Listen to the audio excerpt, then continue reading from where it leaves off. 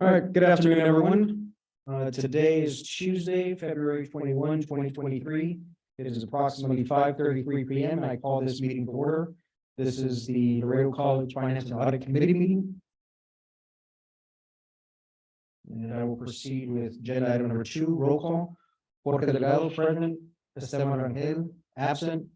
Carolina Elizondo, absent. And Estita Vela. Here. All right, we'll quickly move on to agenda item number 3, the January 2023 financial report. Mr. Cetarella.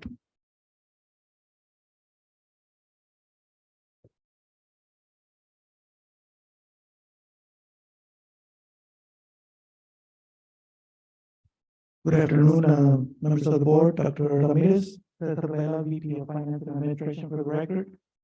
Included with your board packet, you received a copy of the January 2023 financial report. Briefly go over the highlights for the month of January. General operating revenues as of January 31st stand at $60,862,618. That's 91.8% of our budgeted revenue. The only item to note here is on the tuition and fees. We are currently just pending to post the adjustment for the dual for the spring semester. Once that is recorded, the tuition and fee numbers that you're seeing on the January report will be adjusted to reflect the amount that will be owed to the school districts. As far as the state fund, 4.8 million, that's 43% of our budget. That is actually in line to what we were at this point last year, exactly at 4.8 million, 43%. Tax revenue is 36,312,478. That's 85.8% of our budget of what we budgeted for the year, which is 42.3 million. And then the one item to note is under the other funds. Again, interest rates have gone up. When we set the budget for this year, we only budgeted 300,000 in investment revenue. We're already at 844,946. And again, this is due to the rates going up. Again, as of January 31st, our revenue stands at 60,862,000. As far as expenses for the year, we through the month of January, the expenses are at 24,568,853, or 37% of our budget. Compared to last year, we were exactly at 37%. Also, no major variances to report as far as expenditures go. Again, so far right now, we're in line to where normally are during the year. For the other funds, for the special appropriations, we have received revenues of 95,255. We have expenses of 75,884 for a net change to the fund balance of 19,371.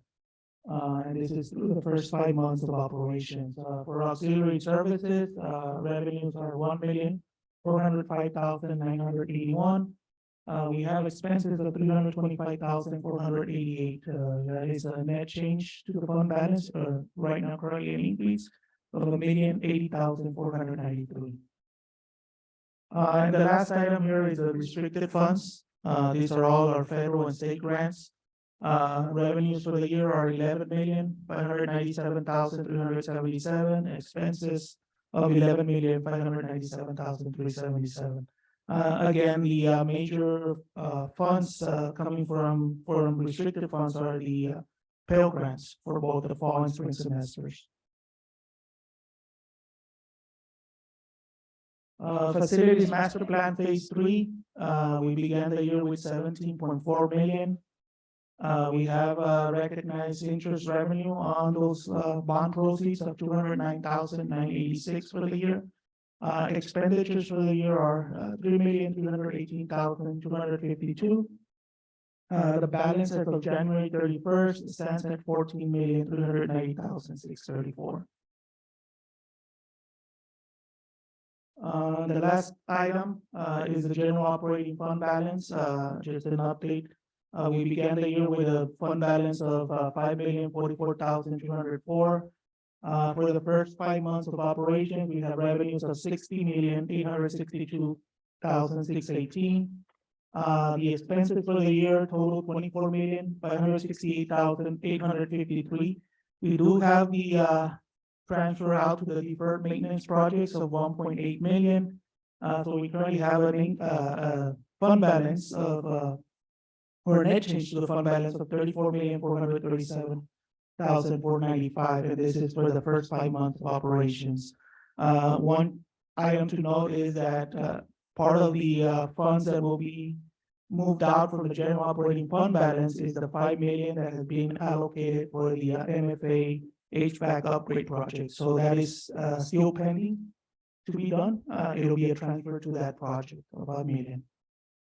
When are we, Chair recognizes Dr. Ramirez. when are we gonna move those 5 million, Mr.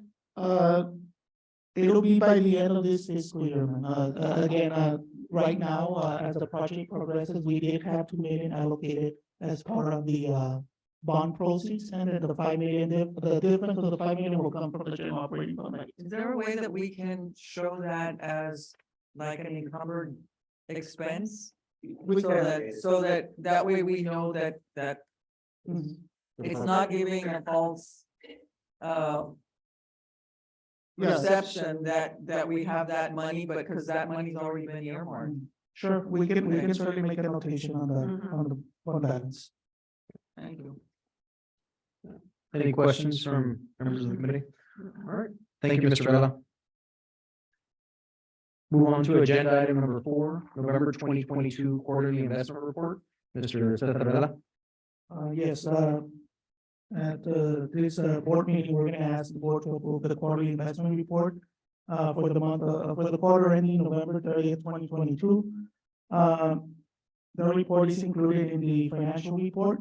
The total investments for the quarter ending November 30th totaled 109,352,657. 86.9 million were in bank deposits. We do have one US Treasury note of 3,390,800. And then we have investment pools of 19,031,334. And as I mentioned earlier, we have seen an increase in the investment yields. Currently, the money market account is yielding 3.22%. Lone Star investment pool is yielding 3.99%. The FIT investment pool is yielding at 3.92%, and the USD bill is yielding 3.01%. Any questions on the investment?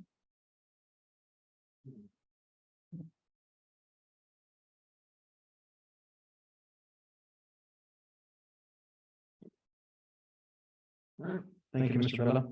All right, we'll move on to agenda item number 5.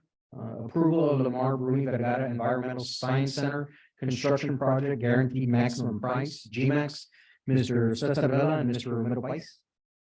So, good evening, board members. We are going to be asking that the board approve the guaranteed maximum price of 4,420,150 for the renovations at the Lamar Bruni Vergara Environmental Science Center. This is a project that was identified as part of the Facility Master Plan Phase 3 project. We did receive the GMAX from Line Decker Construction. You should have received a copy as part of your board packet. So the items that will be covered as part of the GMAX are segments A through H and all the ponds located at the environmental center. And the total cost of that will be $3,976,000. We're also allocating a contingency allowance of $150,000.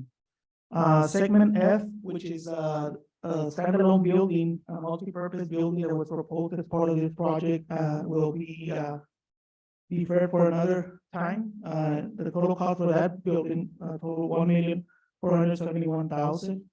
That is not going to be included as part of this project at this time. We are including as part of the project, the alternates, alternate number 1, which is redoing all the animal enclosures, at a cost of $214,400. Replacing the existing rails at the exhibit areas, at a cost of $62,000. And painting all the exterior of all the existing buildings at $17,750. Again, the total cost would be $4,420,150. The funding sources for this project, the board had allocated $3.5 million for this project. In order to cover all the items that are in the scope. We are requesting that we reallocate funds that have been allocated for the following projects. $300,000 for more vocational building equipment. $100,000 from the LEAC furniture line item, and $200,000 from the boardroom audio visual equipment. And we are also asking to use part of the unallocated funds that we currently have in the facilities master plan phase 3 bond. And this is made up of revenue, interest revenue that has been generated by the bond proceeds. And that totals amount is $320,150. And so that including the 3.5, the initial allocation plus the additional items that were identified, that would give us the $4.4 million that is needed for this project. I thought our interest revenue was 209. Or was that just for the quarter? No, that was just for for the quarter. Year to date, okay. Yes.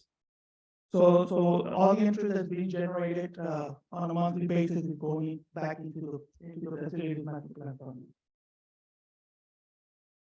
And this is just the GMAX from Line Decker Construction, right? Nobody else? That is correct, sir. This is a Seymour project. So this is the GMX that was. Seymour is also Line Decker? Yes, sir. Now, I do have this, I know we have Mr. Ramon Cavazos, who is the architect director for the project. If you want, he can go over just a quick overview of what is going to be covered for the project. He does have a layout of the project that he can briefly go over, if that's something that the board members should. Yeah, if you may. Okay. Real quick, what was the, for segment F, what was the total cost on that? That's, Segment F, which is the building, is $1,471,000.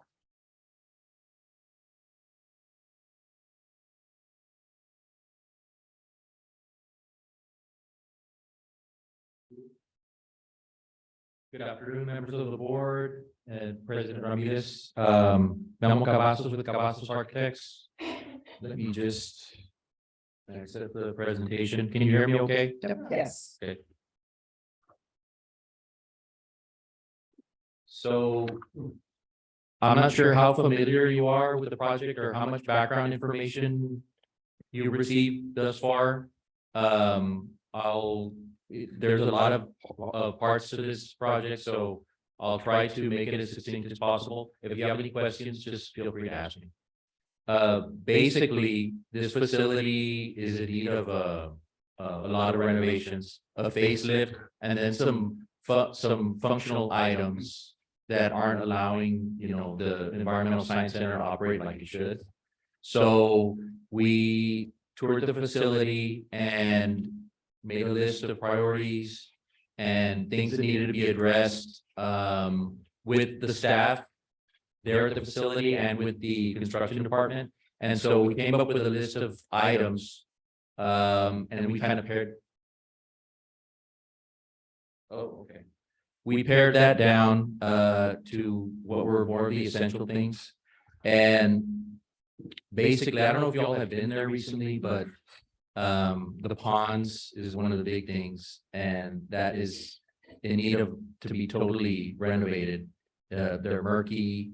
The pump system's not really working like it needs to. And some of the other animals are also not in ideal conditions. I'm not putting down the staff or anything. They're working with what they have. But we basically made an assessment of all the different areas that needed to be addressed. And I guess I'll just go in alphabetical order by the way that they're listed in our drawings, although the title on the plan that you have is a little different, but building A is what they call the living lab building. It's a long building on the right of your screen here. You can see my mouse. That's where the exhibits are of all the like dry aquariums and some of the wet aquariums of the animals. That building is going to be renovated. It was kind of done in-house over the years by the staff there. They kind of would do what they can, but there's some functional issues there, and so it basically needs to be gutted and redone and added a kitchen area. They call it a galley, I think. That would be building A. So that's an interior building renovation there. Building B is the main building that you walk into, the administration building, and I can, let's see, this is over here. Go back. We're calling it the library and lounge admin building. That building's also in need of a facelift in the interior.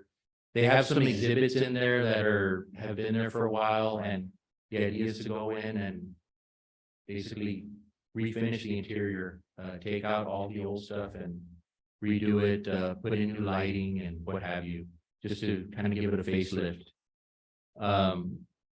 Building C is the restroom building, which is also just, it needs to be brought up to date, basically. And so that's going to be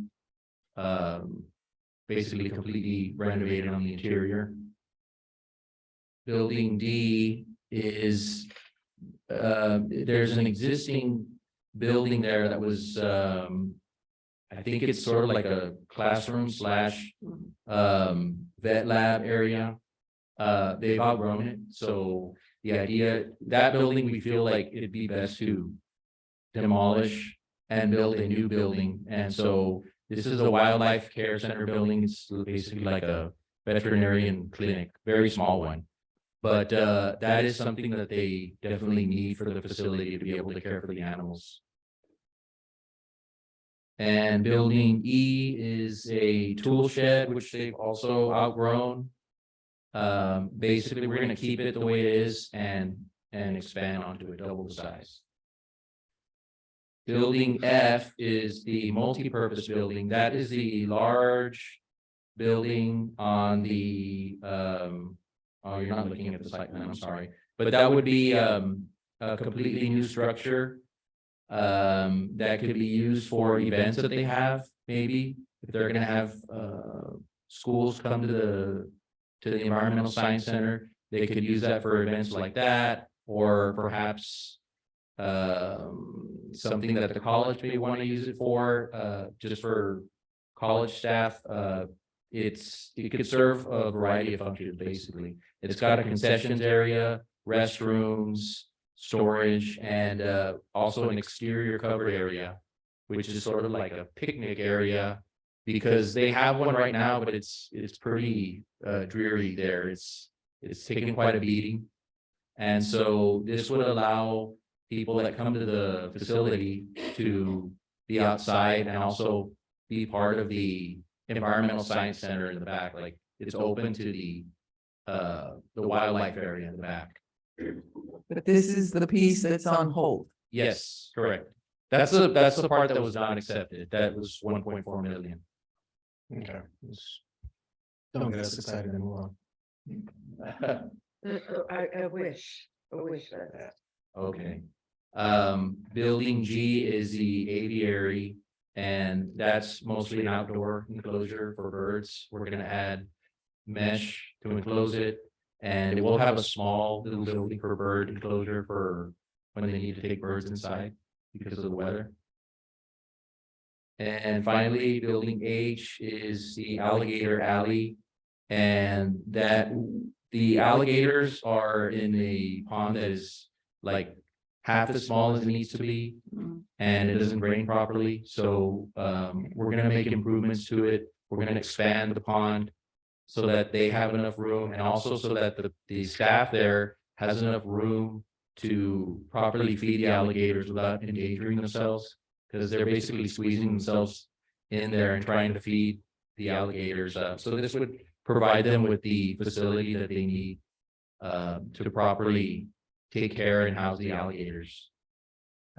I basically covered all the buildings, and I can show you some renderings.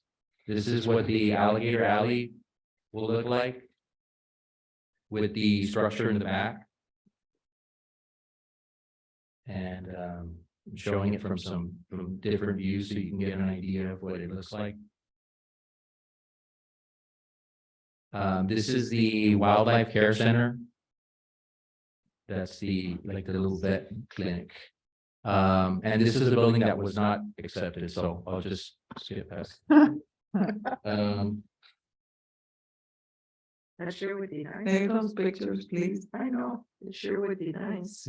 I don't wanna, I don't know if you wanted to see it or not. It's like when you go to the car lot and you get in a car that is like twice what you budgeted. So I'll go back to another slide. Do you all have any questions? Did I make it? No, it's. Did I cover everything clearly enough? Yeah. So besides all the buildings that I mentioned, there are also some improvements to the site. Like I said, the ponds, the animal enclosures are chain link. It's like the people that came to visit said that's bare minimum. You really want something a little better. So we're gonna provide a little bit more of a substantial animal enclosure, and the railings are falling apart, so it's a little bit of a danger for kids that are visiting. Yeah. And I think I pretty much covered all the main points, unless you have any questions. No. Keep the pictures. Yeah, Thank you. Make sure you send that to Dr. Ramirez, please. To who? Dr. Ramirez. Oh, perfect. Yes, I will. Thank you. Is there anything else you'd like to add, Mr. Vela? Or Mr. Bice? No, just a note on the building itself, it's a standalone building. And we do have the plans, the renderings, and again, at a later time, if funding becomes available. That's something that we can reconsider and bring back to the board for consideration. Just if I may add, the longer we wait, The more expensive. the more expensive that facility is gonna get. And I know that the staff is in desperate need of classroom space out there, that it would be very helpful, so. You know, if anybody out there is listening and wants to make a donation to the environmental center, we'll certainly take it. Thank you, Dr. Ramirez. Thank you, Mr. Vela. All right, move on to agenda item number 6, approval to purchase laptop computers using the Accelerating Student Success Grant. Mr. Cesar Vela and Dr. Rodriguez. Yes, board members, we're asking for approval to purchase 107 laptop computers from Dell Technologies in the amount of $52,751. The purchase is being done using a DIR contract. And we are again using funding from the Accelerating Student Success Grant. This equipment will be made available to the students through the Center for Learning, Academic and Student Success, also known as CLAS. Any questions from members of the committee? All right. Thank you, Mr. Vela. All right, move on to agenda item number 7, approval to extend TouchNet application subscription program agreement for use with TouchNet's mobile bill payments and mobile marketplace. Mr. Vela? Yes, board members, we're asking that the board approve a 5-year extension for the mobile component of the TouchNet cashiering system. This is the component that allows students to access the online payment portal using mobile devices. The annual cost is 17,873. And again, this is a component of the overall cashiering software that we have. The current agreement comes to an end at the end of the month. So we're asking that the board approve a 5-year extension commencing on March 1st, 2023. Funding for this is actually, we actually budget as part of the business office operating budget. What is their ASP fee right now stand at? Because it says here that they reserve the right to raise it by not more than 7.5% per year. Yes, so the agreement calls for that, has that clause that the fee may be increased up to 7.5%. So just to give you an example, last year we paid 17,168 for this component. So the renewal for this year is coming in at 17,873. Now, the total, when we look at the annual application subscription program fee, that is for the mobile bill payment, and it's 17,000. But for the total software that is used for the cashiering system, that is 113,364.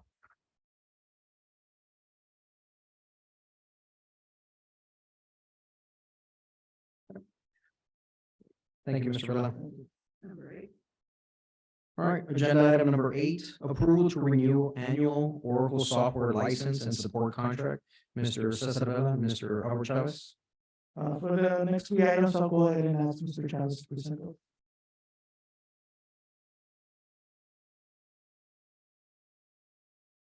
Good evening, members of the Finance and Audit Committee and Chair and Madam President.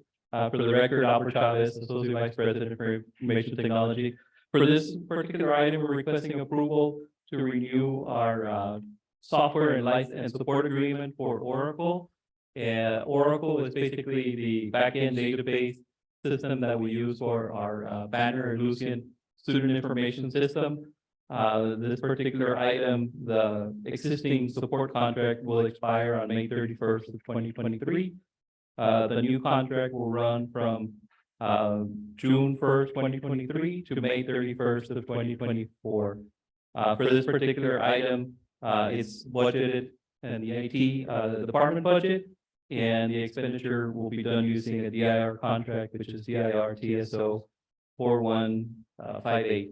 And if I may add, this will be the second to the last renewal for Oracle, since once we move over to the new Lucian Banner SaaS cloud offering, we will no longer need to renew. And when is that set to occur?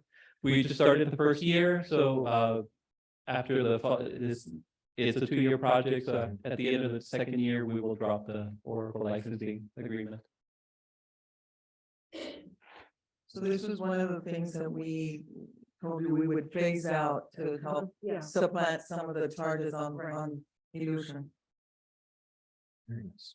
Thank you, Mr. Chavez. All right, we'll move on to agenda item number 9, approval of AT&T dedicated internet circuit, ADI, and IP flexible reach telephone service. Mr. Albert Chavez. Good evening, members of the board. For this particular item, we're requesting approval to procure a internet circuit and voice over IP circuit through AT&T. Our department is in the process of rebalancing our expenses for our internet and telephone services. I'm going to scroll down here on the screen. So basically, as it was stated in the agenda, right now we have an internet circuit from CenturyLink, which is 100 megs. We have another circuit from Smartcom, 700 megs. We have the Spectrum 2 gig circuit, which you all approved the prior year. So that used to be 700 megs also, and it's been upgraded to 2. And then we have a Spectrum 1 gig Ethernet service. That's a line that connects the main and the south campus. So the south campus goes out to the internet through the main campus. And then last on that first table, we have the services that we pay to AT&T for our local telephone line, telephone services. So we do have a voice over IP system on campus from Alaya. And in order to dial to the outside world, we have the PRI service from AT&T. Total cost right now, without making any changes, the annual cost for all these services is $153,074 with 4 cents. As part of this request, what we are wanting to do is remove the AT&T PRI service, remove the CenturyLink 100 meg internet circuit, remove the SmartCom 700 gig internet circuit, and in place, we would bring in a 2 gig internet circuit from AT&T, and for telephony services, it would be the second line item here, which is the other, which is also voice over IP. So basically, right now, to go out to the outside world, PRI is an analog service. So for this new service from AT&T, it would also be digital going out to the outside world. We do have a project in place to migrate phone services to the cloud. But as part of that project, we do want to leave a backup phone service, which will be a much smaller service here on campus for emergency. So that way, if the internet is down, at least our emergency services, the police department, our emergency phones, elevators, and so forth will still have connectivity to the outside world. And these are all dedicated lines? These will be dedicated, yes, sir. And again, the total cost or total annual cost with these adjustments would be $113,665 with 56 cents, which is a substantial decrease. $40,000. Yes, and we would have a total of 4 gig internet access. Right now, with the current services, we have 2. So we would double our capacity. And also, I forgot to mention, we are adding a second line from AT&T to connect the main and the south campus for redundancy, which is this one up here, this one right here, the ATE dedicated Ethernet circuit. So right now, between the main and the south campus, we have a 1 gig link from Spectrum, which we plan to keep. And we're adding the second line, which is 10 gigs, which is a much faster line. It'll be our backup connectivity between the main and the town. So that way, if for some reason Spectrum services are not functional, we can fall back to AT&T, or in this case, if AT&T is the faster circuit, we can make it the primary, and the Spectrum will be the backup. I like it. And again, I forgot to mention, these will be procured under a DIR contract, which is DIR Tele CTS SA-002. Right now, we're on the commercial rates for AT&T, so that's why it is pretty high also. Okay. Any questions from members of the committee? All right. Thank you, Mr. Chavez. All right, we'll move on to agenda item number 10, approval for purchase of computer equipment for public relations and media. Mr. Albert Chavez. Good evening, members of the board. For this particular item, we're requesting approval to purchase equipment from Apple Computer in the total amount of $32,652. The items in this order will be used by the Office of Community and Media Relations, the Media Center, and Construction Project Management. The items are 7 Apple Mac Studio computers with corresponding monitors. 5 will be for the Office of Community Relations, and then 2 for the Media Center. And then the last item is an iPad that'll be used by the Construction and Project Management Office. Again, the purchase for this particular item is going to be procured using funding in the IT department refresh account. And it will be procured using DIR TSO 3789 contract for Apple. If I may, sir, our standard is not Apple computers on campus. However, in these offices, for the type of work that is being done, it is imperative that they have the Apple for their design processes and for the architectural designs and things like that. So we need, this is a must-do situation. Yeah, I think my only question is because I know a lot of educational institutions use Microsoft and Windows. Is there any training that needs to occur for any faculty, staff, admin for For the computers? for the media, relations department, basically, they use the Adobe Creative, Cloud Suite. They're using it on a Windows-based machine.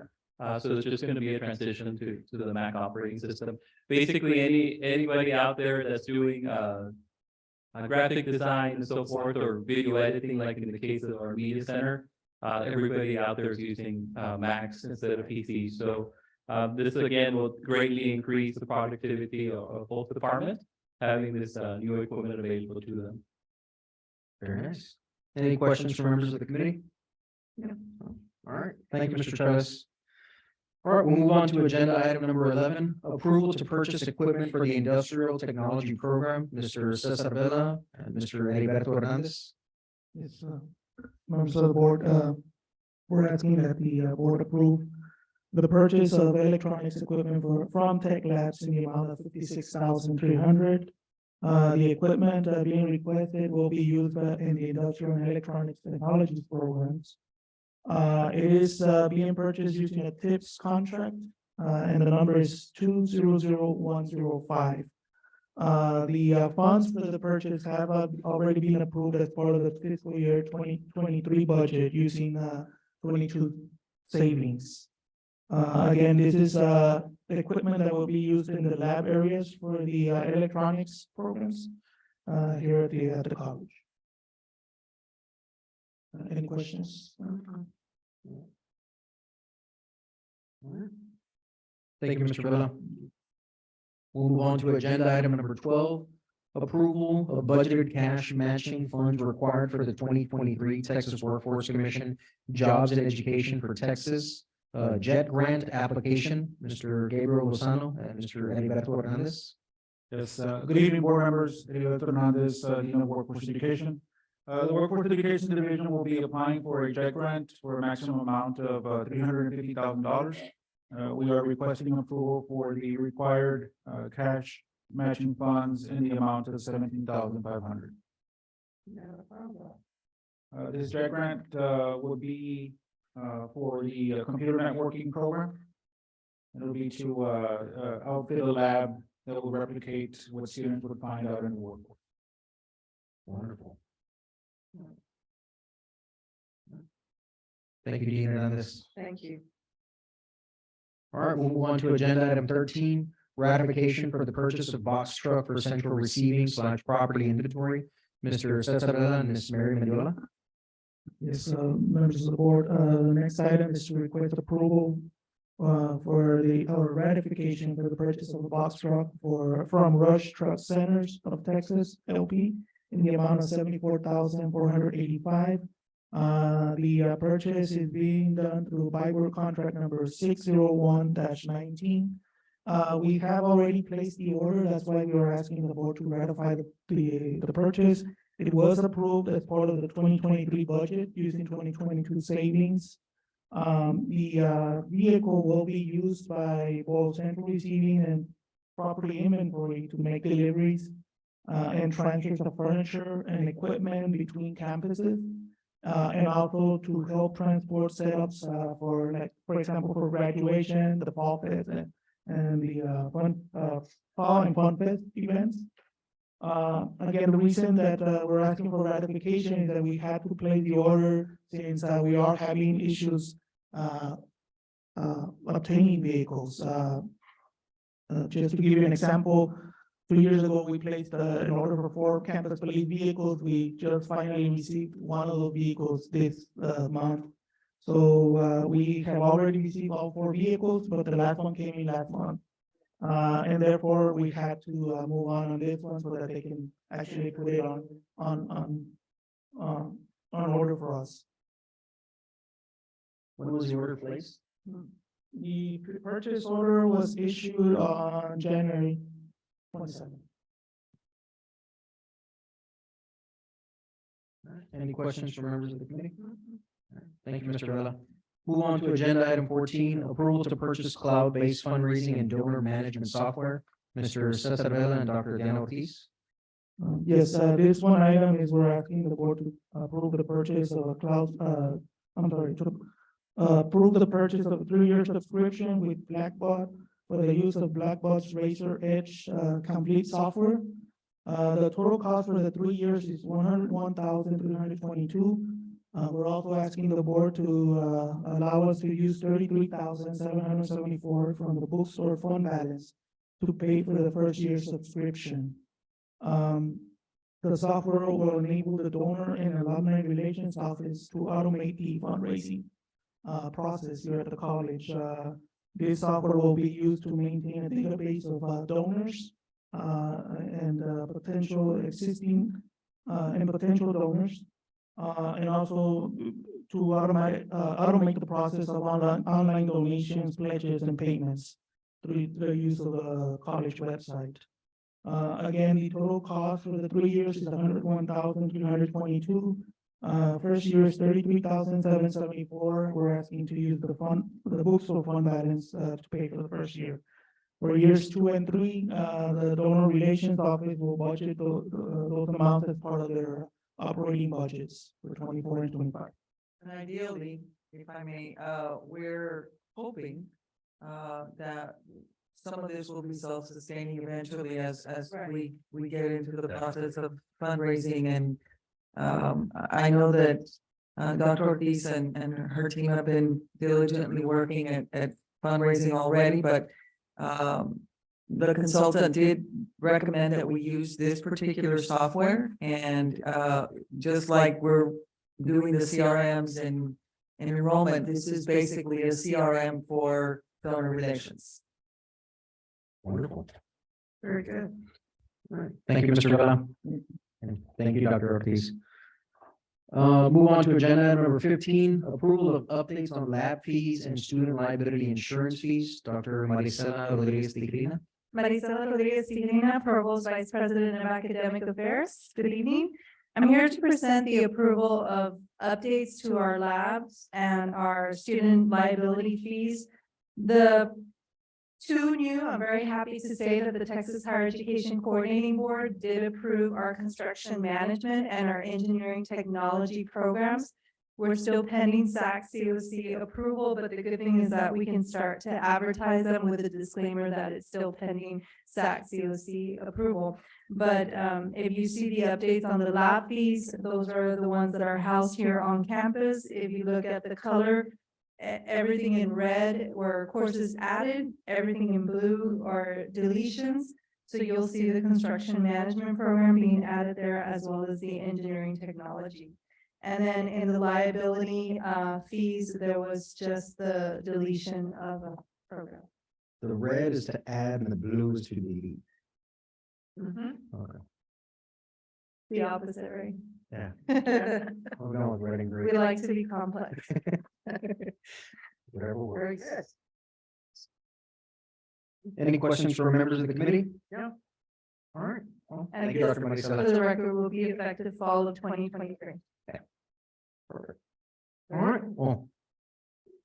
It is approximately 6:15 PM. We stand adjourned. Thank you, everyone. very good. Wow. You.